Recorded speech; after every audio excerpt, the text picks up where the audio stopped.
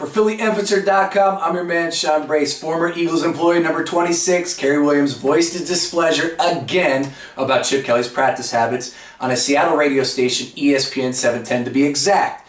A couple quick thoughts on this. Number one, are we all that surprised about Cary Williams saying exactly what he did yesterday? Remember, he said these same exact things after a Week 3 victory against the Redskins at the Link. Remember, he was burnt by Deshaun Jackson a couple of times. He didn't want to look that bad in the post-game press conference, so what did he say? He had tired legs, all right? And let's not forget, this guy decided to miss his first OTAs as a member of the Eagles organization. Why? Because he had to pick out sconces for his new house, and his daughter had a dentist appointment. How sweet. 2, 95% of Eagle fans were okay with the fact that the Eagles were ready to replace 3/4 of the secondary last year. 3/4, that's crazy. Byron Maxwell or Cary Williams, who would you rather have? See it, Cary. 3, think of a word to describe Cary Williams' tenure as a Philadelphia Eagle these past 2 seasons.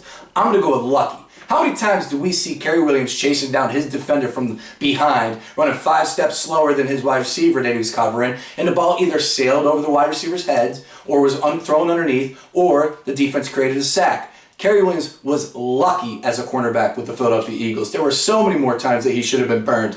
I was going to go with boneheaded, but I can only think 2 times that he cost the Eagles a game. One against the Skins with that costly pass interference call, and, if you remember, the only playoff game of Chip Kelly's tenure so far. Remember that horse collar call? Yeah, 15 yards on the kickoff return? That was Cary Williams. Bonehead.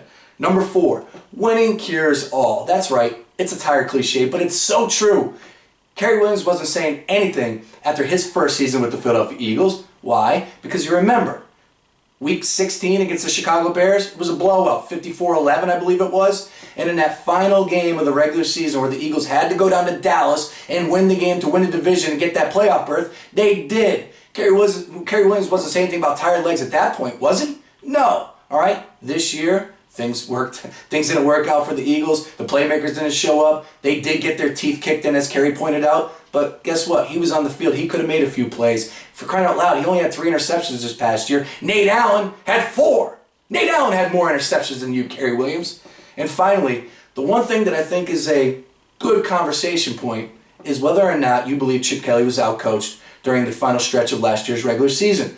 I feel like Cary Williams is on to something there, and I hope Chip Kelly takes those words to heart. Because believe me, when you're going to put Bradley Fletcher out there one-on-one against Des Bryant, when he's already had his ways in the first half, and you got Nate Allen over the top, who's about 3 steps too slow to get over there to help Bradley Fletcher, that's on you, Chip. That's on you, Billy Davis. That's on the coaching staff.